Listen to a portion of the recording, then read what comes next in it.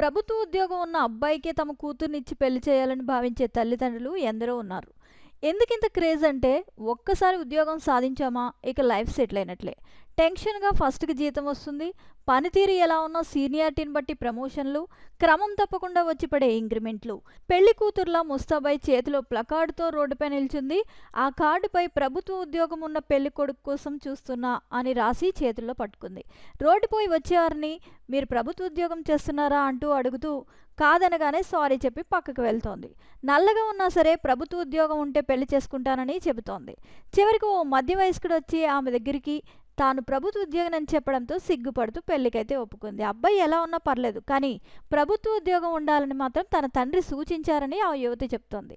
ఈ ప్రాంక్ వీడియోనైతే సదరు యువతి సోషల్ మీడియాలో అప్లోడ్ చేయడంతో అది కాస్త వైరల్గా మారింది. ఈ వీడియోను చూసిన నెటిజన్లు ప్రభుత్వ ఉద్యోగానికి ఉన్న డిమాండ్ మరి అలాంటిదే అంటూ కామెంట్లు పెడుతున్నారు.